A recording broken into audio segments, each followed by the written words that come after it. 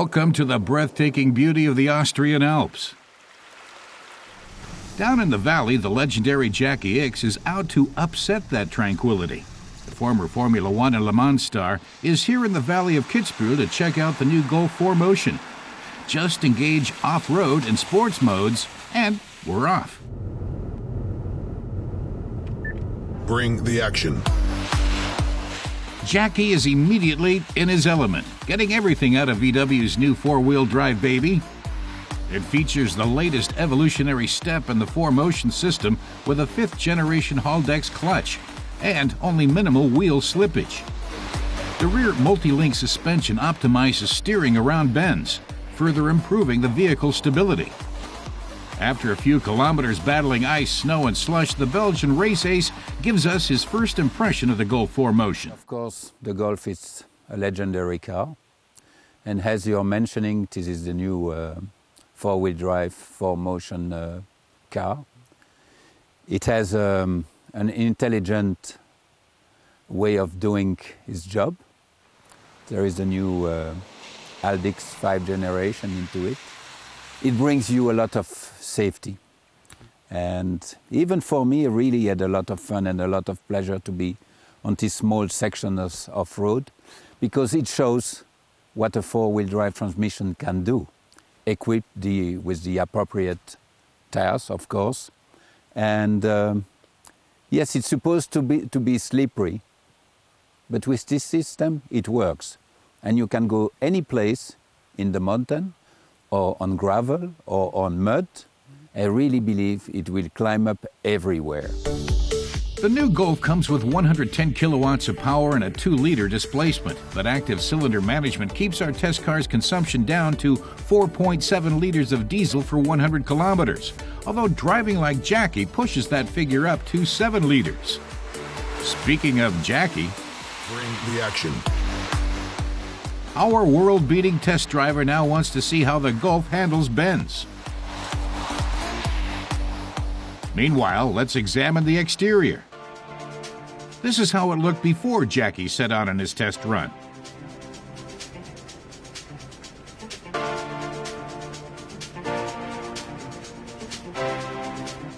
The rear boasts reminders of our test car's credentials in the shape of the Golf and 4Motion badges. Built into the rear bumper are a big black plastic lip piece and fog lamps.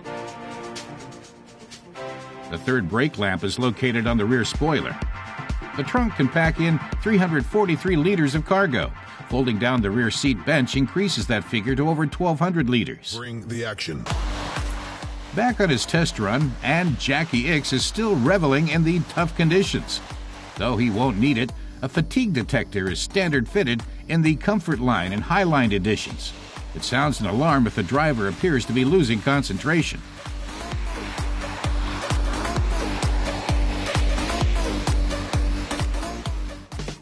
The interior looks a bit dark, however, despite the sound materials and workmanship. The mood here is determined by the color, which in this case is 99% black.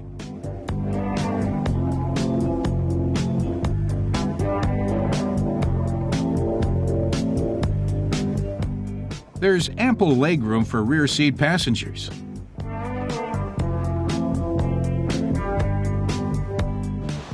After a few laps tackling the ice and snow, Jackie has come up with his own safety tips for driving on slippery terrain. Well, when it is in these conditions, snow, half wet, half snow, or icy, there is only one rule: to drive slowly and to be extremely cautious. Going up, it's easy. Going down, it's a little bit more difficult. But it requires definitely a lot of sensibility. Clearly, you cannot attack on normal road normally. You have to be smooth, extremely gentle, and then you have just no problem.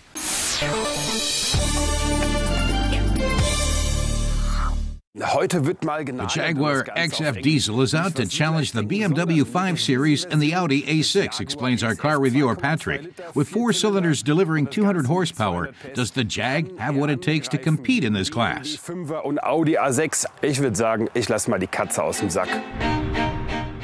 Fans of the marquee may wonder if Jaguar's upper-class qualities are really compatible with high efficiency. Is the push towards lower consumption a clever move, or a clumsy misreading of the market? Patrick's going to find out. The XF is Jaguar's first four-cylinder car since the 1.5-liter Mark IV over 60 years ago, if we don't count the X-Type model produced when Jaguar was a ward of the Ford Motor Company. Now that that period is over, the new Jag is supposed to bring a dash of British feeling back to the brand.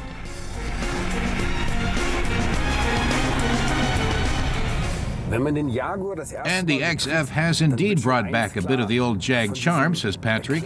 Jaguar has always considered itself something special. Now, black piano wood may not be unique to the marquee, but this gear selector comes straight out of the central console when you start the car. Or the air vents that perform a 180-degree pirouette before they blow air in your face. Those features are quite distinctive and indeed in a class of their own. Although when you look closer, says Patrick, there's quite a bit of plastic hiding behind the steering wheel. But otherwise the car has everything it needs and just the right touch of British panache. It's far from certain that the new Jaguar would please the company's founder, Sir William Lyons.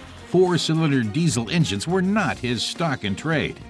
And the XF's power plant comes from the same line that drives the Ford Mondeo and some Citroën and Peugeot models. Some might wonder if they're worthy of a luxury car. We suspect, however, that Sir William might have warmed to the car after a few kilometers on the road. The big cat not only drives well, but it has other qualities to win converts. The XF comes exclusively with an 8-speed automatic transmission. The extra gears certainly come in handy in terms of fuel consumption, especially on long highway stretches where the engine can just loaf along at 17 or 1800 RPMs. On back roads, however, the system can become annoying. When you want a bit of acceleration and hit the gas, says Patrick, it shifts down 2 whole gears. It's not the smoothest of setups. But there is a workaround. If you put the transmission in sport mode, the car holds gears longer and lets the revs climb higher. And there are the shift paddles behind the steering wheel for those who like to pick the gears themselves. Patrick says that doesn't help much with fuel consumption, but does allow an extra measure of control.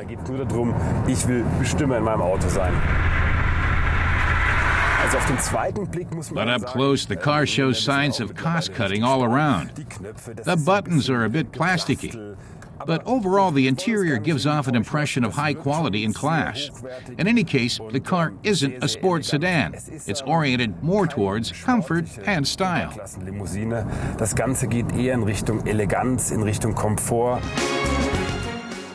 Jaguar XF 2.2-liter diesel starts at 45,900 euros in Germany.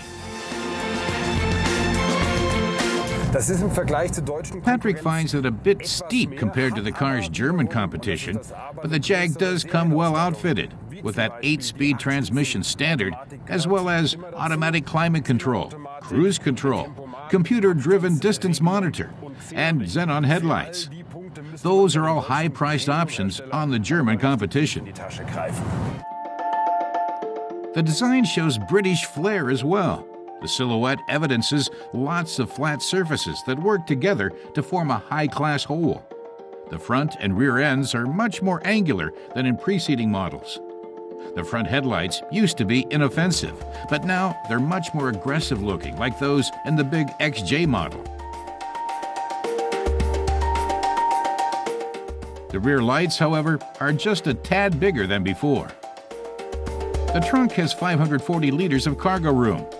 The interior features pure luxury, fine stitched leather, a clearly laid out instrument panel, and a restrained number of switches and buttons. It's all pleasantly understated in a very British way. But perfectionists may fault the navigation system, which is unclear and difficult to operate. There's also the matter of the conspicuously small seats.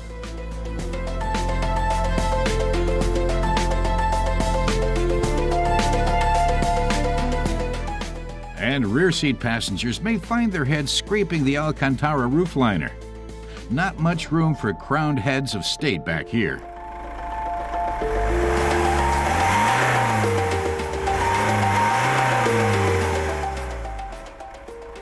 The diesel engine produces 147 kilowatts, or 200 horsepower, and 450 newton meters of torque, good for 225 kilometers an hour, and a reasonable amount of fun. And with fuel consumption of just 5.1 liters for 100 kilometers, there's plenty to smile about at the pump. Honestly, Patrick says, you wouldn't think the XF is a diesel car. The exterior is reminiscent of the sporty XFR. That may disappoint drivers in search of high performance when they get behind the wheel. The big cat may not have the bite they're looking for. But it's a 200 horsepower diesel with an 8-speed automatic and an elegant body and an interior that's more than up to the job. With the Alcantara roofliner, that contrast stitching on the leather-clad dashboard, or that gear selector that just pops out of the central console and practically says, "Shift me." It's a real class act. Das ist a class of its own.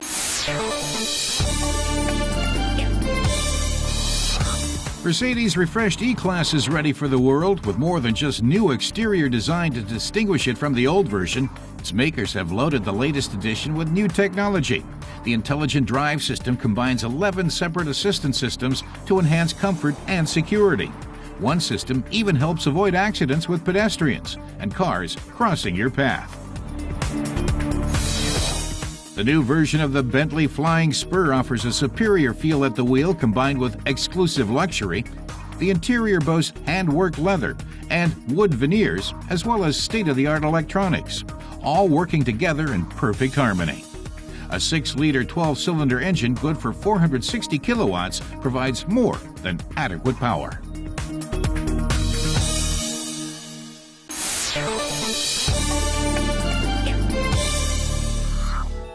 Plain, safe, and dependable. In the 1970s and 80s, the Volvo 240 had a steady following of owner fans. When launched in 1974, few people imagined this boxy vehicle would also become a successful touring car competitor. It's 1-2 for Volvo, and the championship settled. Heiko Sportive and Darmstadt are Volvo tuning specialists. Martin Müller and Felicia Skora are getting their Volvo 240T into gear for its next race. For years, the team had been looking for an original racing Volvo. Many have disappeared or ended up in car graveyards. Martin Müller and his colleagues heard about one surviving model in Sweden. After being abused for rallying purposes, it was in a really poor state. But it was an original, with an original chassis number. After bringing the car to Germany, the team spent their evenings restoring it over 3 years. The engine was also revamped, and now has a special camshaft and a new turbocharger.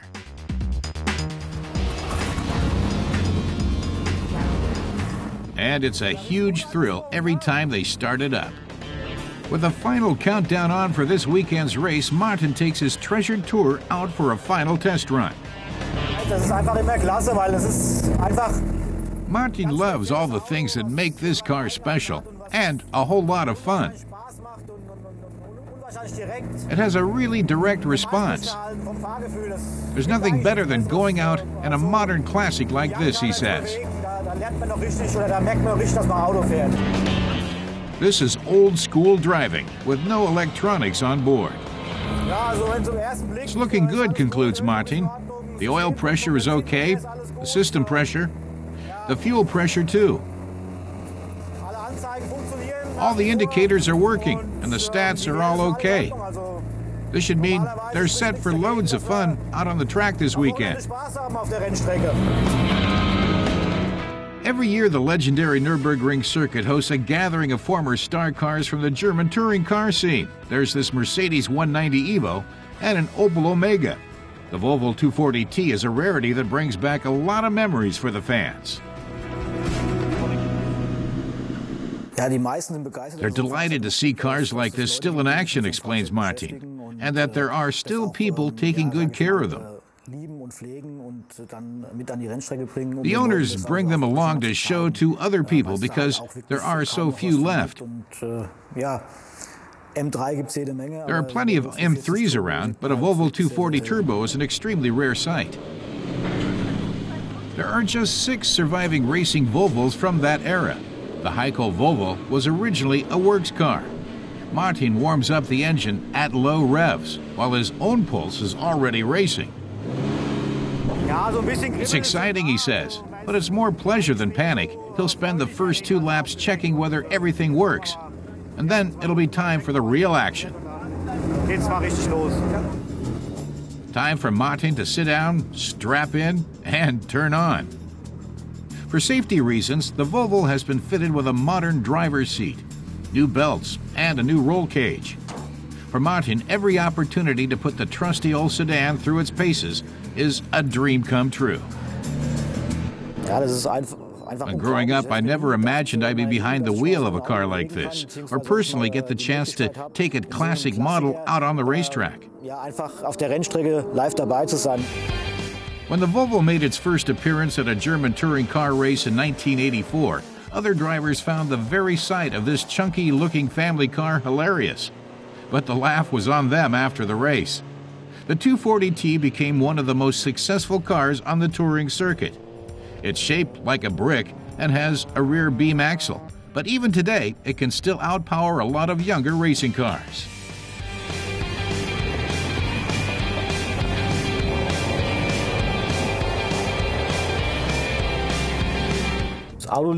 Martin is very happy with the car's flawless showing. Now they have to give it a new checkup. But basically, they're ready for the next race.